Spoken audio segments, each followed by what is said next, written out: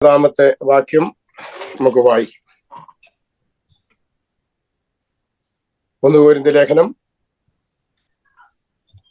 12-ാം അധ്യായം അതിന്റെ 9-ാമത്തെ വാക്യം വായിക്കുന്നു.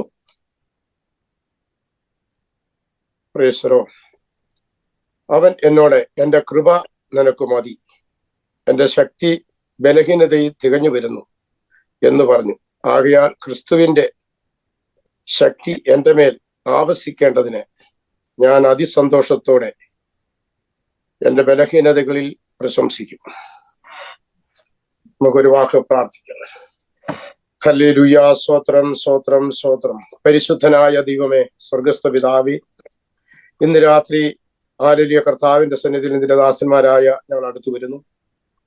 ദൈവത്തിന്റെ സാന്നിധ്യം ഇന്ന് രാത്രി ഞങ്ങളുടെ നടുവിൽ വ്യാപരിക്കണം.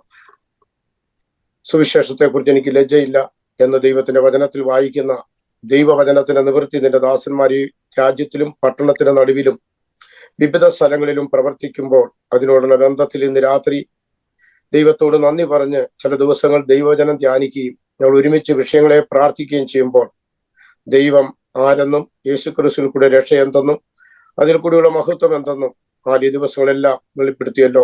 ഇന്ന് രാത്രി തുടർന്നും ഞങ്ങൾ ദൈവവചനം സംസാരിക്കുമ്പോൾ ഞങ്ങൾക്ക് വേണ്ട ദൈവത്തിന്റെ വചനവും വചനത്തിൽ കൂടിയുള്ള നിന്റെ വേലയിൽ മുന്നേറുവാനുള്ള ദൈവകൃപ സംഭരിപ്പാൻ ഈ വചനത്തിൽ കൂടി ഞങ്ങളെ സഹായിക്കണം.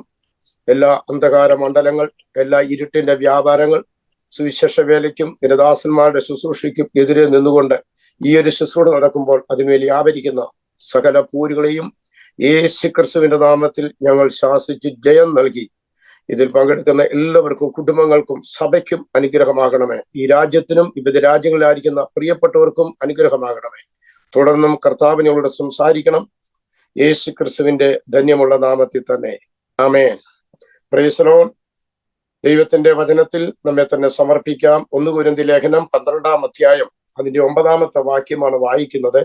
അതിന്റെ ആദ്യത്തെ സ്റ്റെപ്പിൽ വായിക്കുന്നു, എന്റെ കൃപ നിനക്ക് മതി എന്നാണ് വായിക്കുന്നത്. ഈ 1 കൊരിന്ത്യർ ലേഖനത്തെ പഠിക്കുമ്പോൾ 2 കൊരിന്ത്യർ ലേഖനങ്ങളാണ്. അതിന്റെ ചരിത്ര പശ്ചാത്തലങ്ങളൊന്നും ഞാൻ വിവരിക്കുന്നില്ല. അതിന്റെ 12-ാം അധ്യായത്തിന്റെ 1 മുതൽ വായിക്കുമ്പോൾ പ്രശംസിക്കുന്നതിൽ പ്രയോജനമില്ല, എന്നാൽ പ്രശംസിക്കുന്നതിൽ വലിയൊരു അനുഗ്രഹമുണ്ടെന്ന് പൗലോസ് പറഞ്ഞിട്ട് 14 വർഷം മുമ്പുള്ള ഒരു ദൈവിക വെളിപ്പാടിനെ ചൂണ്ടിക്കാണിച്ചുകൊണ്ട് അപ്പോസ്തലനായ പൗലോസ് തൻ്റെതായ ശുശ്രൂഷയുടേതായ വഴികളെയും നിലകളെയും വെളിപ്പെടുത്തുകയാണ്.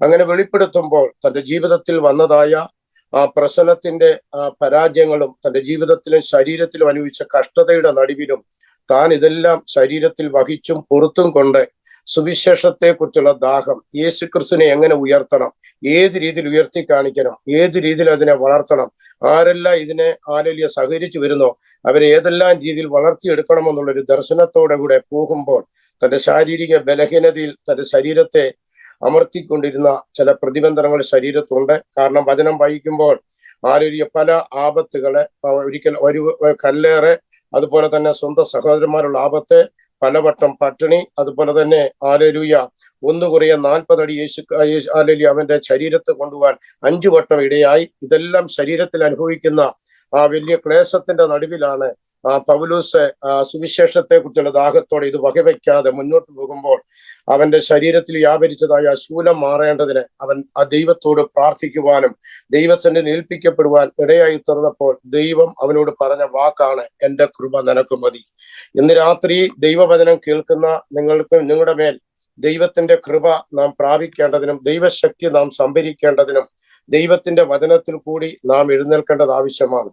അവിടെ തിരുവചനം വായിക്കുന്നു, എന്റെ കൃപ നിനക്ക് മതി. ദൈവത്തിന്റെ വചനം, കർത്താവിന്റെ വചനം പറയുന്നത് ദൈവകൃപയിൽ ശക്തി പ്രാപിച്ചു വേണം ഒരു വിശ്വാസി അല്ലെങ്കിൽ ഒരു ദൈവദാസൻ ശുശ്രൂഷയിൽ പരമേൽപ്പിക്കപ്പെട്ട ഒരാളെ എഴുന്നേൽക്കേണ്ടത്. ശുശ്രൂഷയിൽ ജയിക്കണമെങ്കിൽ കൃപയിൽ ശക്തിപ്പെടണം. അതുകൊണ്ടാണ് 2 തിമോത്തിയോസിന്റെ ലേഖനം 2-ാം അധ്യായം 1-ാം വാക്യം പറയുന്നു, മകന് തിമോത്തിയോസേ, കൃപയിൽ എന്ത് ചെയ്യുക, ശക്തിപ്പെടുക. എന്നോട് കേട്ടത് മറ്റുള്ളവരെ ഉപദേശിപ്പാൻ തക്കവണ്ണം സമർത്ഥരായവരെ എഴുന്നേൽപ്പിക്കുവാൻ പൗലൂസ് പറയുകയാണ്. അങ്ങനെയെങ്കിൽ ഈ ദിവസങ്ങളിൽ നാം ദൈവവചനം രാത്രി യാമങ്ങൾ ചിന്തിക്കുമ്പോൾ ഈ സുവിശേഷീകരണത്തിൽ കൂടി അനേകര് ഭാഗവാക്കാക്കി ഈ രാജ്യത്തിന്റെ നടുവിൽ ഒരു കൂട്ടം എഴുന്നേൽക്കുവാൻ വചനത്തിന്റെ ശക്തി കൊണ്ട് ചില വാതിൽ ഇന്ന് തുറക്കുന്ന രാത്രിയായി തീരണം. ദൈവത്തിന്റെ വചനം പറയുന്നു, ശുശ്രൂഷയിൽ വിജയിക്കണമെങ്കിൽ നാം കൃപയിൽ ശക്തിപ്പെടണം. നമ്മളിൽ വ്യാപരിക്കുന്ന കൃപ ക്രിസ്തുവാണ്. അപ്പോൾ ക്രിസ്തുവാകുന്ന ആ ദൈവ സാന്നിധ്യം നമ്മുടെ ശരീരത്തിന്മേൽ വ്യാപരിക്കുമ്പോൾ ശുശ്രൂഷയിൽ ഓടണമെങ്കിൽ ദൈവത്തിന്റെ കൃപ ആവശ്യമാണ്. അതുകൊണ്ട് ശരീരത്തിൽ വ്യാപരിക്കുന്ന ഈ ശൂലം മാറുവാൻ ഹല്ലേലൂയ ദൈവത്തോട് പറഞ്ഞപ്പോൾ ദൈവം പറഞ്ഞ ഒരു മറുപടിയാണ്, എന്റെ കൃപ നിനക്ക് മതി. ഇന്ന് രാത്രി വചനം കേൾക്കുന്ന ഓരോ പ്രിയപ്പെട്ടവരും സുവിശേഷ ദാഹമുള്ളവരാണ്, ആത്മദാഹമുള്ളവരാണ്, വിശ്വാസത്താൽ നിലനിൽക്കുന്നവരാണ്, ഏത് രീതിയിൽ കർത്താവിനെ പ്രസാദിപ്പിക്കണമെന്ന് വേണ്ടി ദൈവരാജ്യത്തിന് ഓടുന്നവരാണ്. ഈ ഓടുന്നവർ നമ്മുടെ മുമ്പിൽ വെച്ചിരിക്കുന്ന ഓട്ട സ്ഥിരതയോടെ ഓടുവാൻ നമ്മുടെ വിശ്വാസത്തെ വർദ്ധിപ്പിക്കുന്നത് ദൈവവചന ധ്യാനത്തിൽ കൂടിയാണ്. യേശു ക്രിസ്തുവിനെ കുറിച്ച് പഠിക്കുമ്പോൾ യേശു ക്രിസ്തു രാത്രി മലയിൽ പോയി രാത്രി മുഴുവൻ പ്രാർത്ഥനയാണ്. തന്റെ 3.5 വർഷത്തെ ശുശ്രൂഷ. ഹല്ലേലൂയ. ആ ശുശ്രൂഷയിൽ രാത്രി മുഴുവൻ യേശു പ്രാർത്ഥിക്കുന്നു. ആ പ്രാർത്ഥന രാവിലെ അവൻ അതിരാവിലെ പോരുമ്പോൾ ജനമെല്ലാം ഒരുമിച്ച് കൂടുകയാണ്. അവരോട് ദൈവത്തിന്റെ മാറ്റമില്ലാത്ത വചനം പറഞ്ഞ് ആ വചനത്തിൽ കൂടി അനേക വിടുതലുകളും ആ വിടുതലിൽ കൂടി ദൈവികമാകുന്ന സുവിശേഷത്തിന്റെ ഹല്ലേലൂയ വാക്കുകൾ പറഞ്ഞ് വചനത്തെ പറഞ്ഞ് ന്യായപ്രമാണത്തിലെ വചനത്തെ നിർത്തി അതിനെ പൊരുള് തിരിച്ച് അനേകരുടെ ഹൃദയത്തെ ഒരുക്കിയെടുക്കുന്ന ഒരു ദൈവിക ശുശ്രൂഷ പരിശുദ്ധാത്മാവിടെ ഒരുക്കുകയാണ് ചെയ്യുന്നത്. അങ്ങനെയെങ്കിൽ ഇന്ന് രാത്രി ഇതിനെക്കുറിച്ച് നാം പഠിക്കുമ്പോൾ ദൈവത്തിന്റെ സന്നിധിയിൽ നാം എങ്ങനെ ആയിരിക്കണമെന്ന് പല കാര്യങ്ങൾ വചനത്തിലൂടെ നാം പഠിക്കുന്നുണ്ട്. 2 തിമോഥെയോസിന്റെ ലേഖനം അതിന്റെ 1-ാം അധ്യായം 11-ാം വാക്യം ഒന്ന് വായിക്കാം. അവിടെ ആരെങ്കിലും വായിക്കുവാൻ താല്പര്യമുള്ളവർ വായിക്കാം.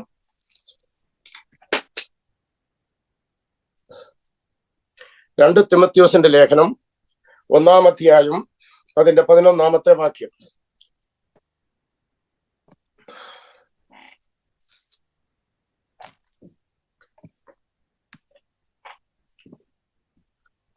എടുത്തവർക്കൊന്ന് വായിക്കാം.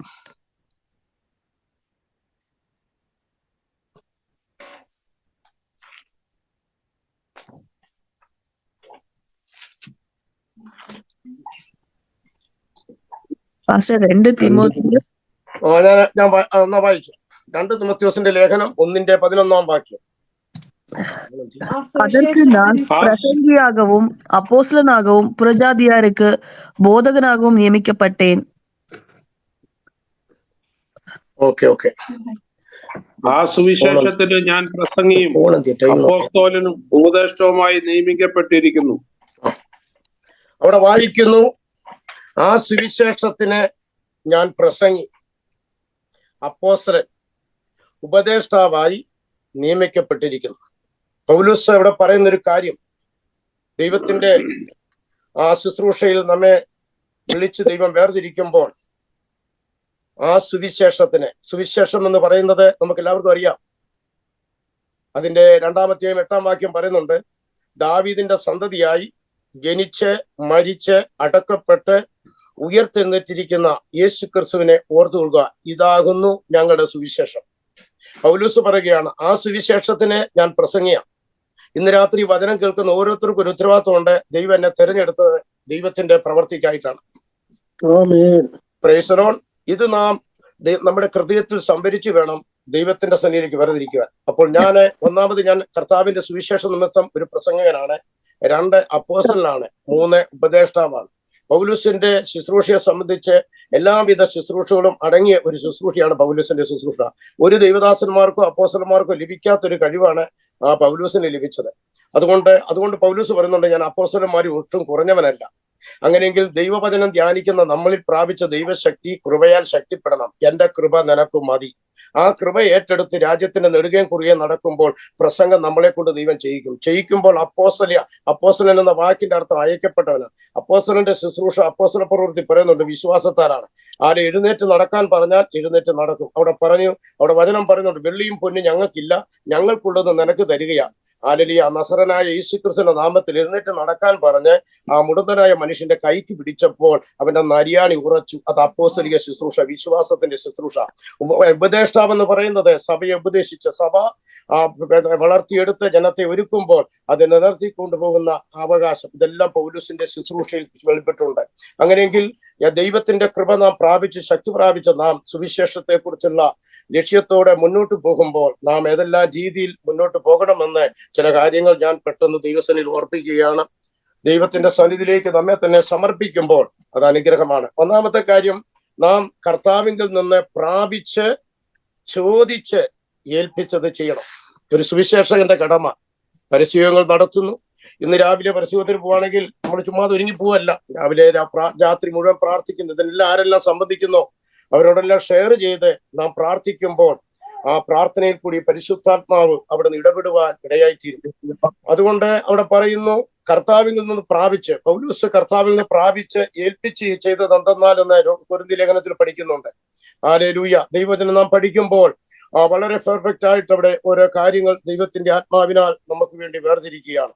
അപ്പോൾ കർത്താവിങ്കിൽ നിന്ന് പ്രാപിച്ച് ചോദിച്ച് ഏൽപ്പിച്ച് ചെയ്യുക, അത് ദൈവവചനമാണ്. അതുകൊണ്ട് അപ്പോസ്തല പ്രവൃത്തി 6-ാം അധ്യായം വായിക്കുമ്പോൾ അവിടെ മേശയെങ്കിൽ ശുശ്രൂഷിക്കുന്ന 6-7 പേര് പറഞ്ഞു, ഞങ്ങൾക്കും കർത്താവിന്റെ വേലയ്ക്ക് പോകണം. അപ്പോൾ പത്രോസ് അപ്പോസ്തലൻ പറഞ്ഞു, പരിശുദ്ധാത്മാവ് നിറഞ്ഞ കൃപയുള്ള മുന്നോട്ട് വരാൻ പറഞ്ഞു. അവർ 7 പേരാ വന്ന് 7 പേരെ വേർതിരിച്ചു, കൈവച്ചു, പ്രാർത്ഥിച്ചു. അവർ പോയ സ്ഥലങ്ങളിലെല്ലാം ദൈവത്തിന്റെ ശുശ്രൂഷ വെളിപ്പെട്ടു. അങ്ങനെയെങ്കിൽ നമ്മെ ദൈവം തെരഞ്ഞെടുത്ത് പുറത്തു കൊണ്ടുവന്നെങ്കിൽ ദൈവത്തിന്റെ നിയോഗത്താൽ കൃപയാൽ ശക്തിപ്പെട്ട് എന്റെ കൃപ നിനക്ക് മതിയെന്ന് ദൈവത്തിന്റെ വിശ്വാസത്താൽ തിമോഥെയോസ് പറയുക, മകനെ കൃപയാൽ നീ ശക്തിപ്പെടുക. ഇന്ന് രാത്രി വചനം കേൾക്കുന്ന ദൈവദാസന്മാര്, സഹോദരന്മാര്, സഹോദരിമാര്, മാതാപിതാക്കളെ, ദൈവത്തിന്റെ കൃപയാൽ ശക്തിപ്പെട്ട് കർത്താവിങ്കിൽ നിന്ന് പ്രാപിച്ച് ചോദിച്ച് ഏൽപ്പിച്ചത് ചെയ്താൽ നീ ഒരിക്കലും ലജ്ജിച്ചു പോവില്ല. ദൈവത്തിന്റെ പ്രവൃത്തി ഇത് നിമിത്തം വെളിപ്പെടുന്ന ഒരു ദിവസം നിന്റെ മുമ്പിൽ വെളിപ്പെടാൻ പോകുക. ശുശ്രൂഷയിൽ വെളിപ്പെടാൻ പോകുക, സഭയിൽ വെളിപ്പെടാൻ പോകുക. നിന്നെ തെരഞ്ഞെടുത്ത തെരഞ്ഞെടുപ്പിന്റെ വിളി ദൈവം ഒരുക്കാൻ പോവുകയാണ്. അതുകൊണ്ടാണ് അപ്പോസ്തല പ്രവൃത്തി 11-ന്റെ 19, 20, 21 വാക്യം ഒന്ന് വായിക്കാം. അപ്പോസ്തല പ്രവൃത്തി 11-ന്റെ 19, 20, 21 വാക്യം ഒന്ന് വായിക്കാം. ലൂക്കോസ് സുവിശേഷം 10-ന്റെ 17 വാക്യം വായിക്കാം. 2 വാക്യങ്ങൾ. അപ്പോസ്തല പ്രവൃത്തി 11-ന്റെ 19, 20, 21. സ്തെഫാനോസ് നിമിത്തം ഉണ്ടായ ഉപദ്രവ ഹേതുവാൽ ചിതറിപ്പോയവർ യഹൂദന്മാരോടല്ലാതെ മറ്റാരോടും വചനം സംസാരിക്കാതെ ഫൊയ്നീക്യ, കുപ്രോസ്, അന്തോക്യ പ്രദേശങ്ങളോളം സഞ്ചരിച്ചു. അവരിൽ ചിലർ കുപ്രോസുകാരും കുറേനക്കാരുമായിരുന്നു. അവർ അന്തോക്യയിൽ എത്തിയ ശേഷം യവനന്മാരോടും കർത്താവായ യേശുവിനെ കുറിച്ചുള്ള സുവിശേഷം അറിയിച്ചു. കർത്താവിന്റെ കൈ അവരോട് കൂടെ ഉണ്ടായിരുന്നു. വലിയൊരു കൂട്ടം വിശ്വസിച്ചു. കണ്ടോ, കർത്താവിന്റെ കൈ അവരോട് കൂടി ഉണ്ടായിരുന്നു. സ്തെഫാനോസിനെ കല്ലെറിഞ്ഞു കൊന്നത് നിമിത്തം ശിഷ്യന്മാരൊക്കെ ചെതറി ഓടിപ്പോയിട്ടും ശുശ്രൂഷയ്ക്ക് തടസ്സം വന്നില്ല, സുവിശേഷ വേലയ്ക്ക് തടസ്സം വന്നില്ല, ദൈവദാസന്മാര് പേടിച്ചിരുന്നില്ല. പഴയ നിയമത്തിൽ വായിക്കുമ്പോൾ പറയുന്നുണ്ട്, ഭയവും ഭീരത്വമുള്ളവർ ഗിലിയാദ് പർവ്വതം വിട്ടു പോകട്ടെ. Praise the Lord. കരങ്ങൾ ഉയർത്തി ദൈവത്തെ ഒന്ന് മഹത്വപ്പെടുത്താം. ഹല്ലേലൂയ. ദൈവത്തിന്റെ കരം വെളിപ്പെടുന്നത് അവിടെ പറയുന്നു. സ്തെഫാനോസിന്റെ കല്ലെറിഞ്ഞു കൊന്നതിന് ശേഷം ഇതിന്റെ ശുശ്രൂഷയെല്ലാം കഴിഞ്ഞ ശേഷം അവരെല്ലാം ചെതറിപ്പോയ സ്ഥലത്തെല്ലാം അവര് പേടിച്ചിരുന്നില്ല. അവര് പ്രാപിച്ചത് അവര് ചെയ്യുവാൻ തക്കവണ്ണം പരിശുദ്ധാത്മാവ് അവരെ ഒരുക്കി. അങ്ങനെയെങ്കിൽ നാം കേട്ട വചനത്തിന് മുമ്പിൽ നമ്മെ ഏൽപ്പിച്ച വേലയ്ക്ക് ഒരു തടസ്സങ്ങളും നമ്മുടെ മുമ്പിലില്ല. തടസ്സങ്ങൾ ഉണ്ടെങ്കിൽ മുട്ടുമടക്കി ദൈവത്തിന്റെ സന്നിധിയിൽ വിശ്വാസത്തോടെ ഇറങ്ങിയാൽ ചെല്ലുന്ന സ്ഥലങ്ങളിൽ നിന്നിൽ കൂടി ദൈവത്തിന്റെ ആത്മാവിന്റെ കൈ വരാൻ പോകുകയാണ്. അനേകര് വിടുവിക്കപ്പെടാൻ പോകുകയാണ്. അനേകർ വിശ്വസിച്ചവർ അവനോട് ചേരാൻ പോകുന്നുവെങ്കിൽ നമ്മുടെ ഈ പ്രവർത്തനവും പ്രാർത്ഥനയും വൃഥാവല്ല. ചില മറുപടി 25-ൽ വെളിപ്പെടാൻ പോകുകയാണ്. ഈ 2025-ന്റെ ആരംഭം ഈ പ്രവർത്തനത്തിൻ്റെതായ രീതിയിൽ 100-ാം ദിവസം ദൈവത്തിന് നന്ദി പറഞ്ഞുകൊണ്ട് ദൈവദാസന്മാർ ഒരുമിച്ച് ചേരുമ്പോൾ ഇതിന്റെ അവസാനം എന്തെന്ന് അറിയാൻ പോവുക. വലിയൊരു പവർഫുള്ള ഈ കനഡയിൽ, ഈ നയാഗ്രയിൽ ദൈവം വെളിപ്പെടുത്തുവാൻ പരിശുദ്ധാത്മാവ് ഈ ശുശ്രൂഷയിൽ കൂടി ദൈവം തെരഞ്ഞെടുക്കാൻ പോവുകയാണ്. അവിടെ വായിക്കുന്നു, ദൈവത്തിന്റെ കൈ അവന്റെ മേൽ വന്നു, പരിശുദ്ധാത്മാവ് വന്നു, സുവിശേഷം അറിയിച്ചു. വെല്ലുവിളിയുടെ നടുവിൽ പ്രാപിച്ചതും ചോദിച്ചതും ഏൽപ്പിച്ചതും ചെയ്യുവാൻ ദൈവരെ ഒരുക്കി. ദൈവത്തിന്റെ ആത്മാവിടെ പ്രവർത്തിക്കുകയാണ്. പരിശുദ്ധാത്മാവിന്റെ ശക്തിയോടെ വ്യാപരിക്കുക. 7 പേരെയും അതിലൊരാളെ പീഡനത്താൽ തകർത്തെങ്കിലും മറ്റുള്ളവരാരും പേടിച്ചു പോയില്ല. അങ്ങനെയെങ്കിൽ ദൈവത്തിന്റെ വചനപ്രകാരം നിലനിൽക്കുന്നവർക്ക് ഒരു മറുപടിയുണ്ട്, ദൈവപ്രവൃത്തിയുണ്ട്. അതിനായിട്ട് നാം ഏൽപ്പിക്കപ്പെടണം. കോട്ടയത്ത് 2000-ൽ ഒരു പരസ്യവും ഞങ്ങൾ ആലേലിയ റെയിൽവേ സ്റ്റേഷന്റെ മുകളിലെ സെൻട്രൽ ജയിലിന്റെ വാതിക്കൽ ഞങ്ങൾ ഒരു പരസ്യവും നടത്തി. ഞങ്ങൾ 6-7 പേര് കൂടി ആ പരസ്യവും നടത്തിയപ്പോൾ അതിന്റെ നേരെ റബ്ബർ ബോർഡിന്റെ ഒരു ബിൽഡിംഗ് ഉണ്ട് മുകളിൽ. 7 നില കെട്ടിടമാണ്, കേന്ദ്ര ഗവൺമെന്റ് ഒരു ബിൽഡിംഗ് ആണ്. ആ ബിൽഡിംഗിൽ ഇരുന്നവരെ ഞങ്ങളെ പറഞ്ഞു ഞങ്ങൾക്ക് ഇവിടെ ജോലി ചെയ്യണം, വലിയ ഒച്ചയാ ശബ്ദമാണെന്ന് പറഞ്ഞു. സ്തോത്രം. അന്ന് ഞങ്ങളെ പ്രാർത്ഥിച്ചു. അതിനുള്ള വചനവും കൊടുത്തു. എന്നാൽ ദൈവത്തിന്റെ ആത്മാവ് ആ പരസ്യത്തിൽ വിളിച്ചു പറഞ്ഞു, ദൈവം നിന്നെ ഈ പട്ടണത്തെ പിടിച്ചു കുലുക്കാൻ പോവുക എന്ന് പറഞ്ഞു. അന്ന് ആ പരസ്യോഗത്തിൽ ദൈവത്തിന്റെ ആത്മാവോട് സംസാരിച്ചു. അന്ന് പിറ്റേ ദിവസം രാവിലെ ഞങ്ങൾ ഹോളിൽ ഇരുന്ന് അന്ന് കൊടുക്കാനുള്ള ട്രാക്ട് അടിച്ച് സീൽ ചെയ്തുകൊണ്ടിരിക്കുമ്പോൾ ഭൂമി കുലുങ്ങി. 4 മണി കഴിഞ്ഞപ്പോൾ ഞങ്ങളുടെ ഹോളൊക്കെ കൂടി ഞങ്ങളെല്ലാം പുറത്തിയാടി. എന്നാൽ അന്ന് തന്നെ ആ സ്ഥലത്ത് തന്നെ പിറ്റേ ദിവസം ഒന്നുകൂടെ പരസ്യവും നടത്തി. പരസ്യവും നടത്തിയപ്പോൾ ആ റബ്ബർ ബോർഡ് ആ 7 നില ബിൽഡിങ്ങിലെ കതക് തുറന്ന് ഞങ്ങളോട് സംസാരിച്ച വ്യക്തികൾ അന്ന് കതക് തുറന്ന് ഞങ്ങൾ വചനം പറഞ്ഞു. ഭൂമി കിടുകിട കീർന്നു, മത്തനെ പോലെ ചാഞ്ചാടുന്നു. യശയ്യാപ്രവചനത്തിലെ വചനം പറഞ്ഞ് കർത്താവ് വരാറായി എന്ന് പറഞ്ഞുകൊണ്ട് ദൈവത്തിന്റെ വചനം ശക്തീകരിച്ചപ്പോൾ അതിന്റെ അകത്ത് അന്ന് രാത്രി ഉറങ്ങാത്തൊരു മനുഷ്യനുണ്ടായിരുന്നു. ഒരു ബെരിബടിയിട്ട് ഒരു ബെനീനും ഇട്ട് ഞങ്ങളുടെ പ്രസംഗിക്കുന്ന ഞങ്ങളുടെ അടുത്ത് വന്ന് നിൽക്കുക. അദ്ദേഹം പറയുക, ഞങ്ങൾ പ്രസംഗം കഴിയുമ്പോൾ അദ്ദേഹം പറയുകയാണ്, എനിക്ക് വേണ്ടി ഒന്ന് പ്രാർത്ഥിക്കണം, ഞാൻ ഇന്നലെ ഉറങ്ങിയിട്ടില്ല, നെഞ്ചിന് വേദനയും വലിയ അസ്വസ്ഥത, എന്തെന്ന് ചോദിച്ചു. അന്ന് ഞങ്ങളുടെ നമ്പരും മേടിച്ച് ഞങ്ങൾ പ്രാർത്ഥിച്ച സൗഖ്യത്തോടെ പോയി. 10 മണിയായപ്പം വിളിച്ചു, ഞങ്ങൾക്ക് സൗഖ്യമായെന്ന്. കളക്ടറേറ്റിലെ തിരുവനന്തപുരത്തുള്ള ഒരു വലിയ ഉദ്യോഗസ്ഥനാ. പക്ഷെ രാത്രി ദൈവം ഉറക്കിയില്ല. അന്ന് ആ പരസ്യത്തിൽ കൂടി ആ പട്ടണത്തിന്റെ നടുവിൽ ദൈവാത്മാവ് കടന്നു ചെന്നു. ഏൽപ്പിച്ചത് വിശ്വാസത്തോടെ ദൈവം ചെയ്യുവാൻ നമ്മെ ഏൽപ്പിച്ചെങ്കിൽ മടി കൂടാതെ മുഖം നോക്കാതെ ആലേലിയ നമ്മെ തന്നെ ഏൽപ്പിച്ചത് വിശ്വാസത്തോടെ ചെയ്താൽ ദൈവം ചിലത് ചെയ്യുവാൻ ഇടയായി തീരും. അതുകൊണ്ട് ആലേലിയ യേശു ക്രിസ്തു 70 പേരെ തെരഞ്ഞെടുത്തു. അപ്പോസ്തലന്മാരെ കൂടാതെ 70 പേരെ തെരഞ്ഞെടുത്തിട്ട് അവരെ ഈരണ്ടീരായിട്ട് അയച്ചു. 35 കൂട്ടമാക്കി. അവര് പോയേച്ചു വന്നിട്ട് പറഞ്ഞു, ഞങ്ങൾ കൈവെക്കുമ്പോൾ രോഗികൾ സൗഖ്യമാകുന്നു, ഭൂതങ്ങൾ അലറിയോടുന്നു. ദൈവത്തിന്റെ വചനം നമ്മെ ദൈവം നമ്മെ തെരഞ്ഞെടുത്തെങ്കിൽ, ദൈവം നിന്നെ വിളിച്ചെങ്കിൽ, ഈ കൃപയിലാക്കിയെങ്കിൽ വിശ്വാസത്തോടെ എഴുന്നേൽക്ക്. നിന്നിൽ കൂടി ചില മിറുക്കൾ വെളിപ്പെടാൻ പോകുക. നീ കൈവച്ചാൽ ചിലർക്ക് വിടുതൽ തരാൻ പോകുക, ചില കുടുംബങ്ങൾ വിടുവിക്കപ്പെടാൻ പോകുക. എന്നാൽ ആ കർത്താവ് പറഞ്ഞു, ഭൂതങ്ങൾ കീഴടങ്ങുന്നതിനല്ല, നിങ്ങളുടെ പേര് പുസ്തകത്തിൽ എഴുതുന്നില്ല സന്തോഷിക്കേണ്ടത്. പാമ്പുകളെയും തേളുകളെയും ശത്രുവിന്റെ സകല ബലത്തെയും ചാർക്കിഴാക്കുവാൻ ഞാൻ നിങ്ങൾക്ക് അധികാരം തന്നിരിക്കുക.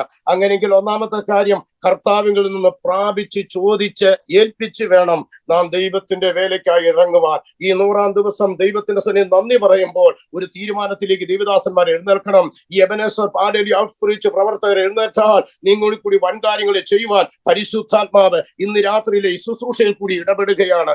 അടകമനഹത്തുനധികം ദുരധിക ബൗധന. നിന്റെ അധികാരത്തിന്റെ ശക്തി, നിന്റെ വചനത്തിന്റെ ശക്തി, നിന്റെ ആത്മാവിന്റെ ശക്തി ഇന്ന് രാത്രി ഇവിടെ വ്യാപരിക്കട്ടെ. അതുകൊണ്ട് കർത്താവിൽ നിന്ന് പ്രാപിച്ച് ചോദിച്ച് ഏൽപ്പിച്ചത് ചെയ്യുവാൻ ഈ ദിവസങ്ങളിൽ തീരുമാനമെടുത്ത് ഒരു സമർപ്പണത്തോടെ എഴുന്നേൽക്കുമ്പോൾ ഈ നാളുകൾ നിങ്ങൾ ആളുമാറിയതുപോലെ വരുവാൻ പോവുകയാണ്. രണ്ടാമത്തെ കാര്യം, ക്രിസ്തുവിന്റെ നല്ല പഠനായിരിക്കണം. ഒരു ആലേലിയ സുവിശേഷകൻ നല്ല പഠനായിരിക്കണം.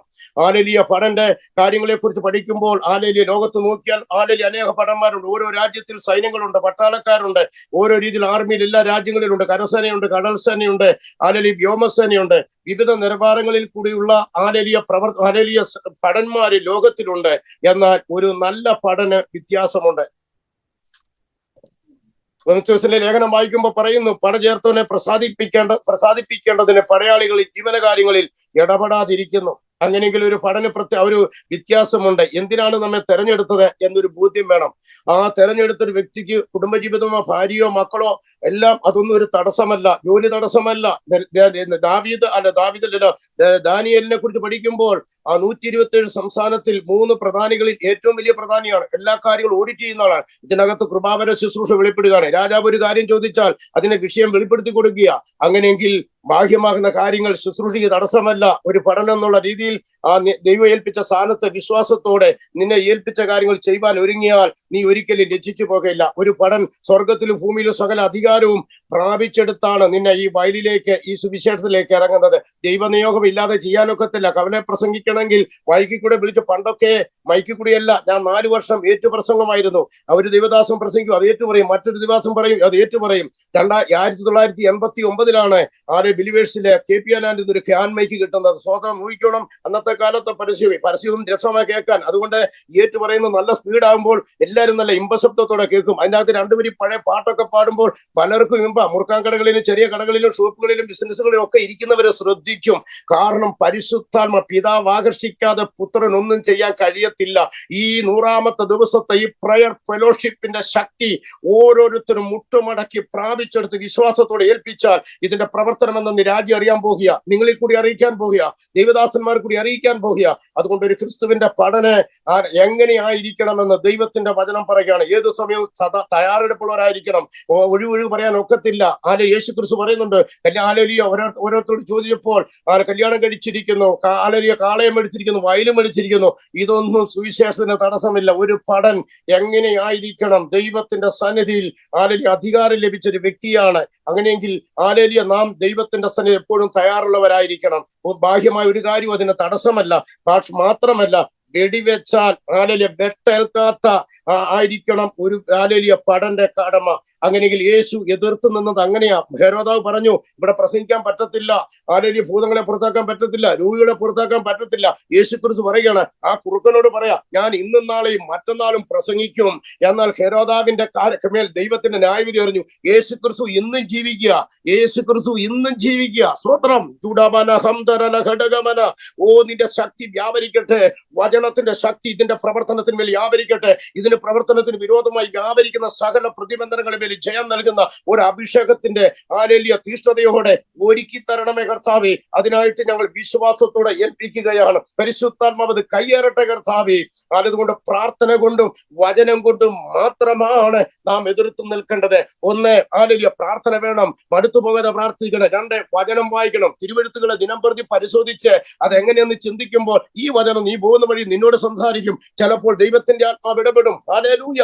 അങ്ങനെയെങ്കിൽ ഹല്ലേലൂയ. ഒന്നാമത്തെ കാര്യം, കർത്താവിൽ നിന്ന് പ്രാപിച്ച് ചോദിച്ച് ഏൽപ്പിച്ച് ചെയ്യണം. രണ്ടാമത്തെ കാര്യം, നീ ക്രിസ്തുവിന്റെ ഒരു നല്ല ഭടനായിരിക്കണം. മൂന്നാമത്തെ കാര്യം, ഹല്ലേലൂയ, ദൈവത്തിന്റെ സന്നിധിയിൽ ഒരു ഭടൻ സമർപ്പണ ബോധമുള്ളവനായിരിക്കണം. ഒരു സുവിശേഷകൻ, ഒരു ദൈവദാസൻ, ശുശ്രൂഷയുള്ളവൻ സമർപ്പണ ബോധം, സഭയെക്കുറിച്ചോ സുവിശേഷത്തെ കുറിച്ചോ ബോധമുള്ളവനായിരിക്കണം. അതുകൊണ്ട് പൗലൂസിന്റെ 14 ലേഖനങ്ങൾ ഈടുറ്റ ലേഖനങ്ങളാണ്.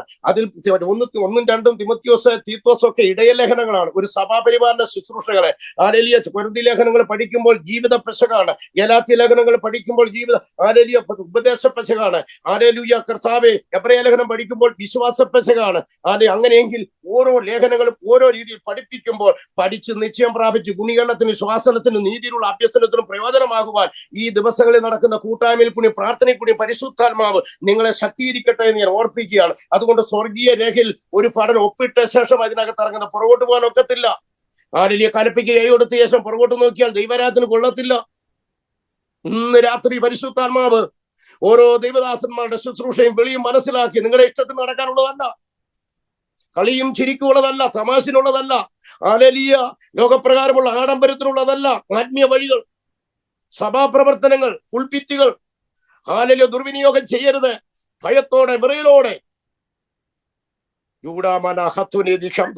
പരിശുദ്ധാത്മാവേ, ദാസന്മാരെ എഴുന്നേൽപ്പിക്കണം. ഈ പ്രവർത്തനത്തെ ദൈവം അനുഗ്രഹിക്കണം. കാരണം ഞങ്ങളൊക്കെ ഒരു കാലത്ത് പ്രവർത്തിച്ചു. ഇന്ന് വരും തലമുറ വല്ലാത്തൊരു കാലമാണ്. കാലഘട്ടത്തിനനുസരിച്ച് വരും തലമുറ എഴുന്നേൽപ്പിക്കുവാൻ ഈ കൂട്ടായ്മ മുഖാന്തരം ദൈവം എഴുന്നേൽപ്പിക്കട്ടെ. ദൈവാത്മാവ് ദൂത് പറയുക, വരും കാലഘട്ടത്തിനനുസരിച്ച് ഇതിനകത്ത് ചിലരെ എഴുന്നേൽപ്പിക്കാൻ പോവുക, ചിലരെ വേർതിരിക്കാൻ പോവുക, ചിലർക്ക് ചില അടിസ്ഥാനം ഇടാൻ പോവുക, മുന്നോട്ട് ചെല്ലുമ്പോൾ അറിയാൻ പോവുക. ദൈവാത്മാവ് അടങ്ങിയിരിക്കത്തില്ല. യേശു ക്രിസ്തുവിന്റെ രക്തത്താലും ദൈവത്തിന്റെ വചനത്താലും ആത്മാവിനും. അതുകൊണ്ട് ഈ പടക്കളിൽ ഇറങ്ങിയേച്ച് പുറകോട്ട് പോകരുത്. ആരും കൂടിയില്ലേലും കൂടുതലും വെച്ച് ഇതിനകത്ത് കയറിയേച്ച് നമ്മുടെ ഇഷ്ടത്തിന് അല്ല. സ്വത്രം. 1 മണിക്കൂറാ, രാവിലെ 1 മണിക്കൂറാ. ഞാനിവിടെ ജനുവരി 2-ാം തീയതി വന്നതിന്റെ പിറ്റേ ആഴ്ച ഞാൻ ഇതിനകത്ത് കയറി. ഞാനിവിടെ വന്നപ്പം ചിന്തിച്ചു, കർത്താവേ, ഇവിടെ ഞാൻ നാട്ടിൽ അടങ്ങിയിരിക്കത്തില്ല. രാവിലെ ഇറങ്ങി വൈകുന്നേരം വരും. ഞാൻ എങ്ങനെ ഇവിടെ ഇരിക്കും? അങ്ങനെ ഇരിക്കുമ്പോഴാണ് ഇബിൻ ബ്രദർ വന്ന പാസ്റ്റർ ഞങ്ങൾക്കൊരു മീറ്റിംഗ് കൊണ്ട് അതിനെന്നാ എനിക്കത് ഞാൻ അന്ന് രാത്രി കർത്താവേ, എന്റെ പ്രാർത്ഥന കേട്ടു, എന്റെ ആത്മഭാരം കേട്ടു. അതുകൊണ്ട് രാവിലെയും വൈകിട്ടും 2 മണിക്കൂർ 1 മണിക്കൂർ പ്രാർത്ഥിക്കാതെ 1 മണിക്കൂർ ഇതിക്കരും, വൈകിട്ട് 1 മണിക്കൂർ ഇതിക്കരും, 1 മണിക്കൂർ ഞാൻ ഇവിടെ ഇരിക്കും. 4 മണിക്കൂറാ. സ്വത്രം. ബില്ലി ഗ്രഹാമിന്റെ പുസ്തകം വായിച്ചിട്ടില്ലേ? സ്വത്രം. 6 മണിക്കൂർ പ്രാർത്ഥിച്ചിട്ട 1 മണിക്കൂർ പ്രസംഗിക്കുന്നത്. അങ്ങനെയെങ്കിൽ കർത്താവിന്റെ വേല നിസ്സാരമല്ല, ഇത് തീക്കളിയാ. ഭയത്തോടെ ഉപദേശത്തോടെ, വിശുദ്ധിയോടെ, വേർപാടോടെ വചനത്തിൽ നിൽക്കണം. വചനത്തിൽ നിൽക്കുന്നവർക്ക് പോരാട്ടമുണ്ട്, വെല്ലുവിളിയുണ്ട്. ലജ്ജിപ്പിക്കാൻ നോക്കും. നീ ഇത്രയൊന്നുള്ള വിശ്വസിക്കുന്നത് നിനക്കെന്നെ ഇങ്ങനെ ഒന്നും ചിന്തിക്കണ്ട. ഇതിനപ്പുറത്ത് പ്രവർത്തിക്കുന്ന ഒരു കാര്യം വെളിപ്പെടാൻ പോവുക. ഇന്ന് രാത്രി വിശ്വാസത്തോടെ മുന്നോട്ട് വരിക. കർത്താവിന്റെ വില മടികൂടാ ചെയ്യുക. അയക്കുന്നിടങ്ങൾ ചെയ്യുക, ചോദിച്ച് ചെയ്യുക, ഏൽപ്പിച്ചത് ചെയ്യുക, ഏൽപ്പിക്കാത്തത് ചെയ്യരുത്. ഒരു ഭടൻ സമർപ്പണ ബോധമുള്ളവനായിരിക്കണം. കർത്താവിന്റെ ആത്മാവ് ഇന്ന് രാത്രി വെള്ളത്തിന്മേൽ പരിവർത്തിച്ചതുപോലെ പരിവർത്തിക്കട്ടെ. പടക്കളത്തിൽ ഇറങ്ങുന്നത് ആരേരിയ പിന്മാറുമെന്നെങ്കിൽ പത്രോസ് പിന്മാറി. പത്രോസ് പാപം ചെയ്തിട്ടോ തെറ്റ് ചെയ്തിട്ടോ അല്ല. കാരണം അവനെ സാത്താൻ ഗോതമ്പ് പോലെ പാറ്റേണ്ടതിന് പാറ്റുവാൻ പലവട്ടാണ്. യേശു ജീവിച്ചിരിക്കുമ്പോൾ ചോദിച്ചു. പിന്നെ യേശു ഉയർത്തുന്നവ ചോദിക്കാതിരിക്കുമോ? പലയെടുത്തോണ്ട് പോയി, പഴകും എടുത്തോണ്ട് പോയി. പക്ഷെ യേശു വിട്ടോ. ഒരാളെ തെരഞ്ഞെടുത്താൽ, നിന്നെ കൊണ്ട് വാക്തത്വം ഉണ്ടെങ്കിൽ, പദ്ധതി ഉണ്ടെങ്കിൽ, എല്ലാം പ്രതികൂലം വന്നാലും നിന്നെ വിടത്തിൽ. എവിടെയിട്ടാലും ഒടിച്ചു മടക്കി ഇതിനകത്ത് കയറ്റി എന്റെ യേശുവാരം നിന്നെ വെളിപ്പെടുത്തി നിന്നിൽ നിഷ്പിത്തമായി. കാരണം നീ ഒരു അസപ്പൻ, നീ ഒരു പാറയാ. എന്റെ യേശുവിന്റെ മുഖത്ത് നോക്കി പറഞ്ഞ ഈ ദൂത് കിടക്കുന്ന പത്രോസെ, നിന്റെ മീൻപിടുത്തം കൊണ്ട് നീ പോകത്തില്ല, അധികം നിന്നെ മുന്നോട്ട് വിടത്തില്ല. കടപ്പുറത്ത് കർത്താവ് വരാൻ പോവുക. ഇന്ന് രാത്രി ദൈവാത്മ പറയും, ചിലരുടെ കടപ്പുറത്ത് കർത്താവ് വരാൻ പോവുക, ചിലരുടെ വീട്ടിൽ കർത്താവ് വരാൻ പോവുക. വിളിയും തെരഞ്ഞെടുപ്പ് ഉറപ്പാക്കാൻ അധികം ശ്രമിക്കുക. ഉറക്കം വിളിക്കുക. നീ അടങ്ങിയിരിക്കരുത്. യാക്കോബ് ഗ്രഹത്തെ, നിന്റെ ലംഘനത്തെ അറിയിക്കുക. വിളിയുള്ളവർ ഒതുങ്ങിക്കിടക്കരുത്. കെട്ടുപൊട്ടാൻ പോകുക. വിളിയുള്ളവർ ഒതുങ്ങിക്കിടന്നിട്ട് മാനുഷ്യമാകുന്ന ബാഹ്യമാകുന്ന കാര്യാതങ്ങൾ നീ കെട്ടപ്പെട്ടെങ്കിൽ ഇന്ന് രാത്രി ദൈവം നിന്നെ മടക്കിക്കൊണ്ടുവരാൻ പോവാ. ഊടാമാന ഹംബരധികോ. ദൈവശക്തി ആവരിക്കട്ടെ, പരിശുദ്ധാത്മാവിന്റെ ശക്തി ആവരിക്കട്ടെ. ഊടാമാന ഹംതിരിക ബൗധന. ഞാൻ എട്ടെടുത്ത വിഷയങ്ങളെല്ലാം പൂർണ്ണമാക്കാൻ എനിക്ക് തോന്നുന്നില്ല. ഇപ്പോൾ 8:40 പോവുകയാണ്. സ്വത്രം. അതുകൊണ്ട് ഒരു പടക്കളത്തിൽ ഇറങ്ങുന്നതിന് പടൻ പിന്നാർമാൻ കഴിയത്തില്ല. പത്രോസിനെ വിളിച്ചു വരുത്തി. സഭയെ ഉപദ്രവിച്ച പൗലൂസിനെ, സ്തെഫാനോസിനെ കല്ലെറിയാൻ കൂട്ടുനിന്നു. എല്ലാവരും പ്രാർത്ഥിച്ചു. 6-7 വർഷം പ്രാർത്ഥിച്ചു. ഇത്രയെല്ലാം ചെയ്തിട്ട് ദൈവമല്ല പ്രവർത്തിക്കാത്തത്. പക്ഷേ ദൈവം ഒരു തൊടിയിൽ തൊട്ടു. ദമസ്കോസിന്റെ പടിവാതിൽക്ക് വെച്ച് സൂര്യനെ വില്ലുന്ന മിന്നലായിട്ട് താഴെ വീണ്, ആരാകുന്ന കർത്താവെന്ന് ചോദിച്ചാൽ ഇതാ നമ്മുടെ ദൈവം. യേശുവാരാ സകലത്തിന്മേലും മതിയാവൻ. ഈ ദൈവത്തെ പോലെ ഒരു ദൈവം എവിടെയിരിക്കുന്നു? ഇവനത്ര മഹാൻ, ഇവനത്ര ശ്രേഷ്ഠൻ, ആരെ പവിത്രൻ, ദോഷം വിട്ടുന്നകലുന്നവൻ, നിഷ്കളങ്കൻ, പാപമില്ലാത്തവൻ, പാപമറിയാത്തവൻ, പാപിയാത്തവൻ, പാപികളിൽ നിന്ന് വേർപെട്ടവൻ. ആ യേശുവിനെ ഇന്ന് രാത്രി ഈ സൂമിൽ കൂടി ഉയർത്തുന്നത് കേൾക്കുന്ന ഓരോരുത്തരും ദൈവത്തിന്റെ സനിൽ ഏൽപ്പിച്ചതിനെ വിട്ടുകൊടുത്താൽ ആത്മാവ് ചില ക്രയവിക്രയം നടക്കാൻ പോകുക. ഇന്ന് രാത്രി ചിലരെ ദൈവം തൊട്ടുകൊണ്ടിരിക്കുക, ചില ദൈവദാസന്മാരെ ഉണർത്തിക്കൊണ്ടിരിക്കുക, ചില കുടുംബങ്ങളെ ദൈവം വേർതിരിച്ചുകൊണ്ടിരിക്കുക, പരിശുദ്ധാത്മാ ചില ദൂത് വെളിപ്പെടുത്തിക്കൊണ്ടിരിക്കുക. 1 തിമോഥെയോസ് 1:12 വായിക്കുന്നുണ്ട്. അത് മുമ്പ് 11 ഞാൻ വായിച്ചായിരുന്നു. ഞാൻ ആ സുവിശേഷത്തിന് പ്രസംഗി, അപ്പോസ്തലൻ, ഉപദേഷ്ടാവ് ആക്കി നിയമിച്ചിരിക്കുക. കണ്ടോ, പൗലോസ് പറയുക, എന്നെ ആക്കിയ അവകാശം. ഇന്ന് രാത്രി കേൾക്കുന്ന ദൈവദാസന്മാരെ, നിന്നെ ആക്കിയ ശുശ്രൂഷയെ കുറിച്ച് വിവരമുണ്ടോ? ആക്കിയ വിശ്വാസത്തെ കുറിച്ച് ഗൗരവമുണ്ടോ? ദൈവം തന്ന വചനത്തെ കുറിച്ച് ഗൗരവമുണ്ടോ? തന്ന ശുശ്രൂഷയെ കുറിച്ച് ഗൗരവമുണ്ടോ? പൗലോസ് പറയുക, ഞാൻ ആ സുവിശേഷത്തിൽ പ്രസംഗിക്കാം, അപ്പോസ്തലനാ, ഞാൻ ഉപദേഷ്ടാവാ. ഇന്ന് രാത്രി കേട്ട വചനത്തിന് മുമ്പ് ഒതുങ്ങിയിരിക്കാൻ പറ്റത്തില്ല, അടങ്ങിയിരിക്കാൻ പറ്റത്തില്ല. മുഖം നോക്കിയാൽ പാപം ചെയ്യുന്നു, മുഖസ്തുതി പറഞ്ഞാൽ പാപമാണ്. ഓ കൃപ, ഈ കൃപ യാവരിക്കട്ടെ കർത്താവേ. എന്റെ കൃപ നിനക്ക് മതിയെന്ന തിമോഥെയോസ് പറയാ. നിന്നുള്ള കൃപാവരങ്ങളെ ജ്വലിപ്പിക്കുക. അവന്റെ അമ്മയും വെല്ലുമ്മയും പ്രവാചികളാ. അവന്റെ വീട്ടിൽ പ്രവചന ശുശ്രൂഷയുള്ളതാ. ഇന്ന് രാത്രി ദേശം ഉണരട്ടെ, സഭ എഴുന്നേൽക്കട്ടെ. ദൈവത്തിന്റെ പ്രവൃത്തി വെളിപ്പെടുകയാണ്. അടുത്ത 4-ാമത്തെ കാര്യം പറയുന്നത്, ഒരു ഭടൻ വിശ്വസനായിരിക്കണം. ദൈവവചനം ചിന്തിക്കുമ്പോൾ വെളിപ്പാട് ദിവസം 2-ാം അധ്യായം അതിന്റെ 10-ാം വാക്യം സുമൂർദ സഭയ്ക്ക് ദൂത് പറയുന്നുണ്ട്. അവിടെ ഇങ്ങനെയാ പറയുന്നത്, ഹല്ലേലൂയ, നീ സഹിപ്പാനൊന്നും പേടിക്കണ്ട. പരീക്ഷാകാലത്തെ നിനക്ക് കഴിയുന്ന പ്രശ്നങ്ങളുടെ നടുവിൽ 10 ദിവസം ഉപദ്രവം ഉണ്ടാകും. മരണപര്യന്തം വിശ്വസ്തനായിരിക്കുക, എന്നാൽ ജീവികിരീടം ഞാൻ നിനക്ക് തരും. മരണപര്യന്തം വിശ്വസ്തനായിരുന്ന ജീവികിരീടം തരും. അങ്ങനെയെങ്കിൽ ഏൽപ്പിച്ചത് ഉറച്ച് വിശ്വസ്തയോടെ ചെയ്താൽ ഒരു മറുപടി ദൈവം തരാൻ പോകുകയാണ്. ഹല്ലേലൂയ, ദൈവത്തിന്റെ ആത്മാവിടെ പരിവർത്തിക്കുകയാണ്. അതുകൊണ്ട് അവിടെ വചനം പറയുന്നു, മരണപര്യന്തം വിശ്വസ്തരായിരിക്കുക. എന്താ മരണപര്യന്തം വിശ്വസ്തത?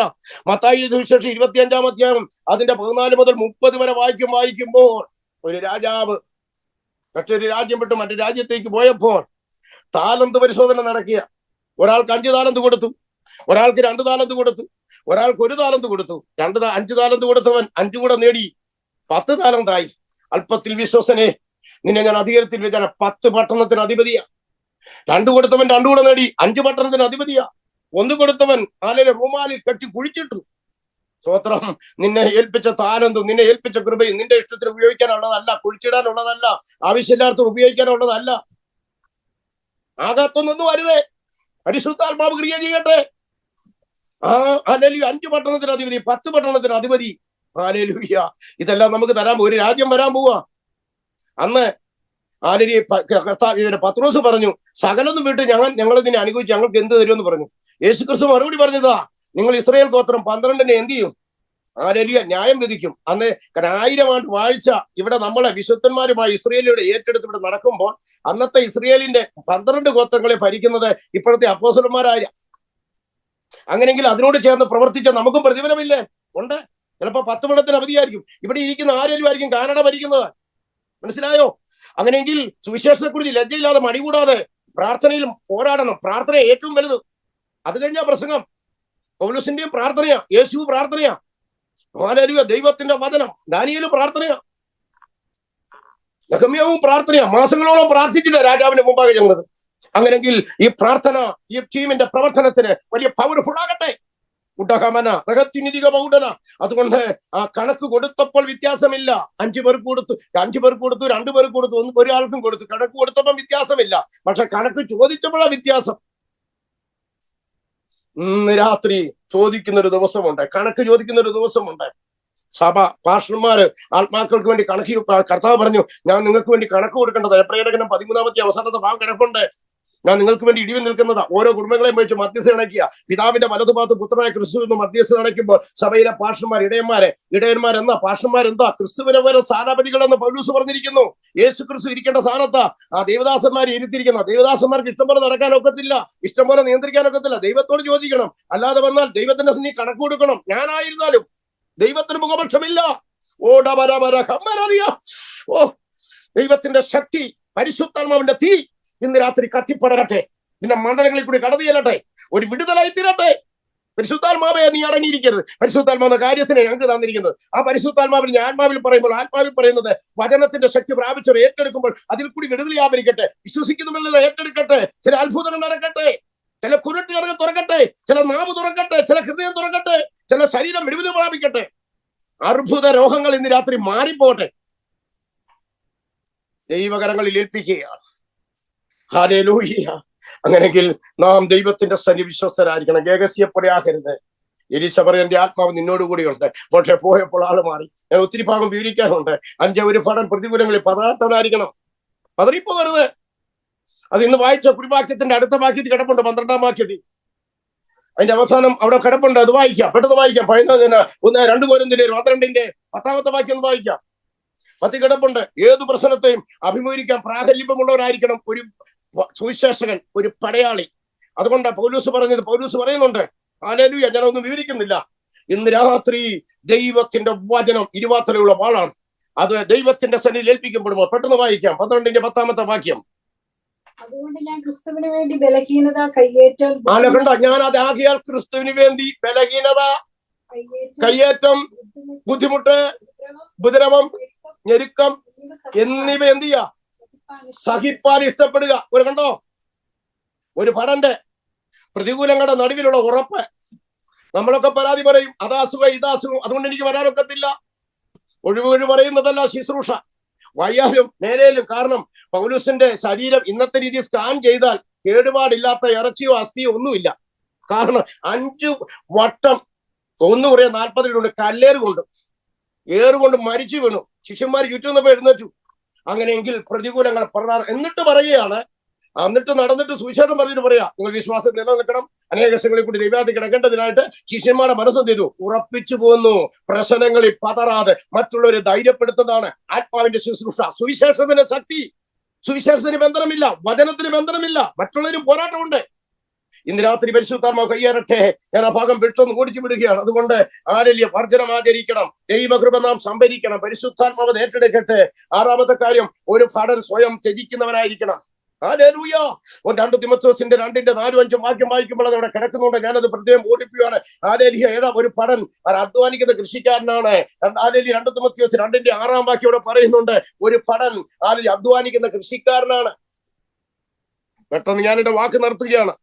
ഹല്ലേലൂയ. സമയം അധികം മുൻപോട്ട് പോവുകയാണ്. സ്വത്രം. ഹല്ലേലൂയ. അതിനെയൊക്കെ വിവരിക്കുവാൻ സമയമില്ല. 8-ാമത്തെ കാര്യം, ക്രൂശ് ചുമക്കുന്നതിന് പ്രതിഫലമുണ്ട്.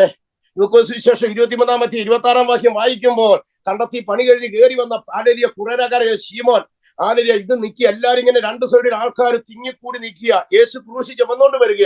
ഒരു പടയാളി കുറേനേക്കാരന്റെ മുഖത്തേക്ക് നോക്കി, ആലരി അവന്റെ മുഖത്തേക്ക് നോക്കിയിട്ട് ഹല്ലേലൂയ അവനെ വിളിച്ചിട്ട് യേശുവിന്റെ ക്രൂശ് അവന്റെ തോളയിലോട്ട് വെച്ചിട്ട് യേശു മുമ്പിൽ നടന്നു.